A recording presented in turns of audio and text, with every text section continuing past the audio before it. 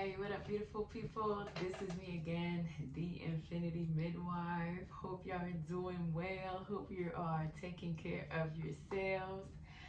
Now, because, I was called to do another message that I feel that I need to do tonight. That's why I'm doing this. Hope y'all are taking care of your minds, your hearts, and your whole being. Okay, now, um, I want to do this message. I was called to deliver this message because I feel like it can help a lot of us. Um, I know that it really helped me see clearly in the types of things or attachments that I had, and I feel that it can be helpful to whoever is listening to this message. Okay. Now, before we dive into the message, I just want to say hopefully you're taking care of yourselves. You are resting if you need to. You are um, out there with people that are matching your energetic level. Hopefully you're doing everything that is, that brings you joy, that brings you, you know, hopefully you're diving into that playfulness of your inner child, however way it is for you. Okay, so the message that I have, okay, it's when we're talking about the era of bondage that we're leaving behind, I feel that it is important to talk about the different types of bondage that people were entangled in. And in my previous videos, I did talk about how, when you are in bondage through sexual trauma, you will have people behaving a certain way, or you will have people in bondage and giving away their power through that era of bondage. Now, another form of bondage that has been very prevalent around the globe is marriage. Okay. Um, Now, let me be clear. I'm not saying marriage is bad. I'm not saying that we shouldn't marry. I'm not saying that, that's not what I'm saying here. Okay? Listen up. It's very important. What I'm here to talk about when it comes to marriage, there has been this um, way, or this influence, this external influence of how people come together. Okay, more than ever, in the era that we're stepping away from and that we're going into, we are finding that people are relating and are marrying for the right reasons. Okay, and we happen to find that there are beautiful couples where there's a lot of mutual reciprocity. There's a beautiful flow of energy when we see that couples are getting together in these newer times, or in this new era that we're stepping in, because I feel that both individuals have recognized and are being true to themselves, and when they go into marriage, it is very much a reflection of that evolution or that growth. But I'm not talking about that today. I'm talking about where we've come from. I think that we need to make it clear as to the type of bondage that we were entering in when we were talking about marriage. Okay? Now, yes, there's going to be all kinds of influence. There's going to be religious influences to the type of marriage we enter in. There's going to be cultural influences as to the type of marriages, or the type of spouses we choose to go into marriage with. There's going to be traditional purposes for which we enter into marriage, and there are going to be as well for economical purposes, which we think was at the time of our grandparents, where people would get together for economical purposes. I'm here to tell you that it's not true. There are a lot of, again, people coming into marriages for economical purposes, whether it's known or unknown. Now, I'm from an African background, okay? And a lot of times, a lot of times we will find that forced marriage or arranged marriage were very much prevalent in, on the continent, and even in the Asian, over the Asian continent, even in the Mediterranean. And believe it or not, it's forced marriage. We look at it as, we when we think of forced marriage, we look at it as, a girl or a woman that enters a marriage that is against her will, and that she marries a man that is much older than her, and they come together, but they don't want to come together. Okay, that's the image that we have of when we hear about forced marriage. But before I get into, the deeper layers of that concept, I just want to open up a bracket here and talk about forced marriage in our modern times, where we think that it is not really prevalent over in the Americas or in Europe. People want to think that they enter marriage freely with their free will because they have fallen in love. And I'm here to tell you that a lot of times, in a lot of cases, and that is why we have known a lot of increasing divorce rates within the last, I would say, last 30 years, and very much in these times, we find that the divorce rate increased a lot. And it is not just by accident.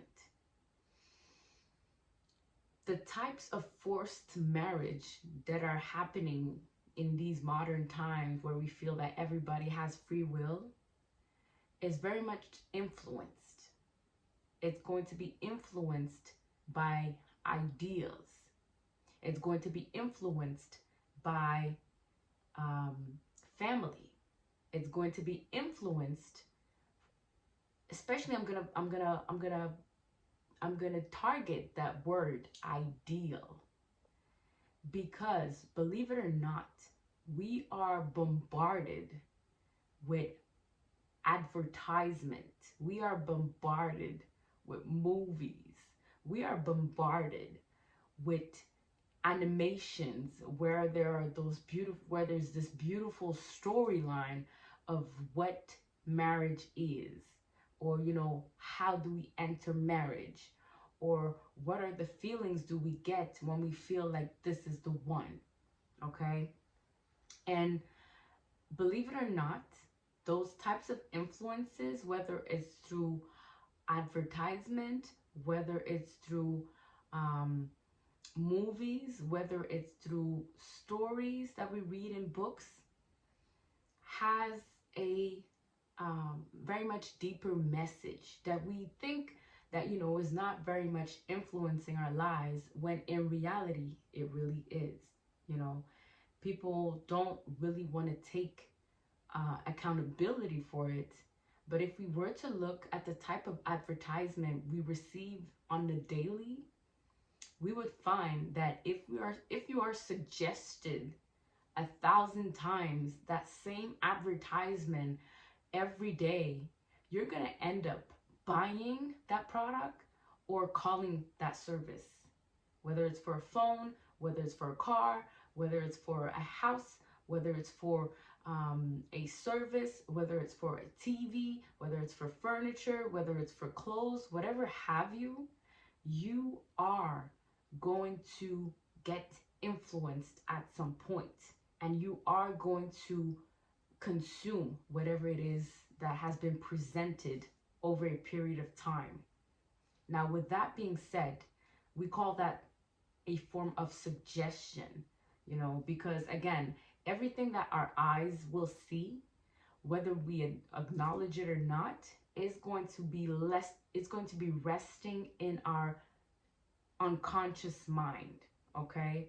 And in our unconscious mind, we're going to have memories locked in some files about that advertisement, that message in that movie, the symbolism in the movie, you know, all the little suggestions that we might miss with our two eyes.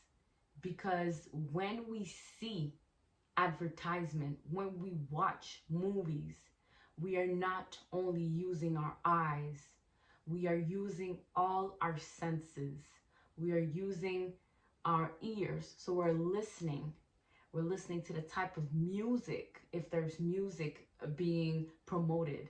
We're going to listen to, or we're going to feel, right? We're going to have certain triggers happening when we look at an advertisement that is suggesting something, or that is promoting it in a way where there are beautiful colors, where there's very, there's a whole lot of psychology that goes into things. So when we think that we're just being suggested things and we can reject them however we want, it is not so true. So when we do talk about free will, we have to understand we live in a society where we are exalted to consume, where we are pushed and pushed to consume. Okay. And when you think about, you know, the material things, right, you will say, well, that's just material, but I chose my wife, or I chose the man that I'm with today. And I'm here to tell you that yes, you may think that you have chosen the person that you've married for over 10, 20, 15 years. And I'm here to tell you that maybe 10% out of that choice was actually you and your feelings in that very first moment that you met your spouse. And the other 90 was a suggestion, was reinforcement by friends and family, was an ideal of what love and marriage looks like for you, whether it was from a scene of a movie that your subconscious or your unconscious mind remembered. So I just want to pause here, okay? Because we think that we are living in a society where there's actual free will. But the reality is we are suggested things over and over again. And sometimes we want to think that we choose the things, we choose the people that are in our lives that we want to live life with. But most of the time, if it's not a lesson that needed to be learned because of some form of hurt. Okay, let me just pause it there. Okay. So we are here to experience as humans, okay? We are here to experience a whole lot of things. But when we are living in an environment where our experience is being influenced by a multitude of concepts, of suggestions, of influences, how can we pretty much say that it is of free will? How can we really put our hands in the fire and say, that was based upon free will, the reason why I married that person?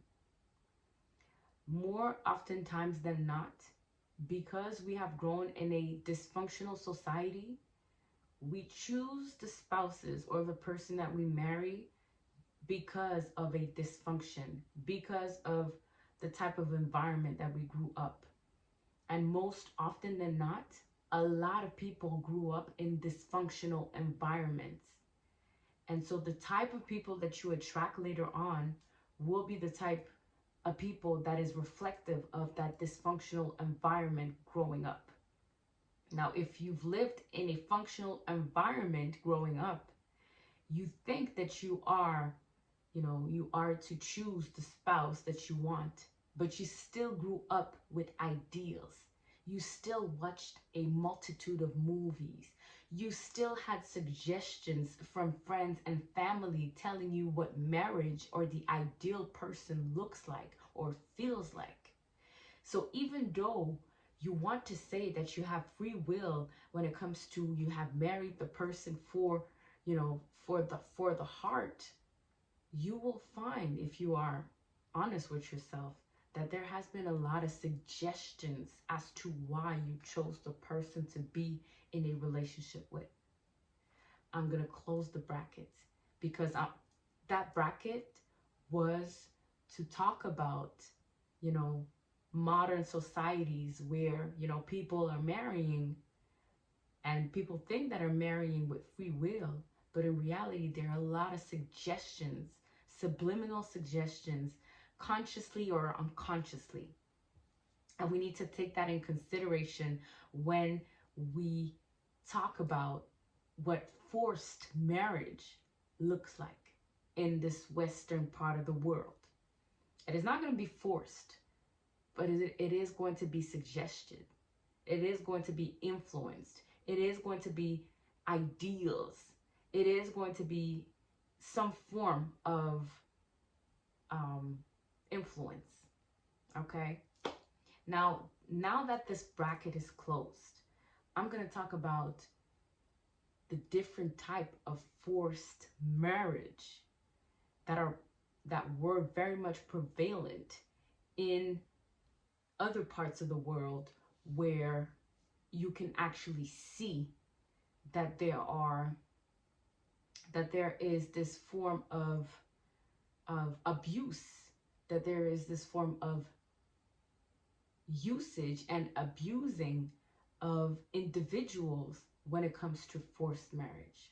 Okay, I'm gonna leave it here. I'm gonna continue in the part 2.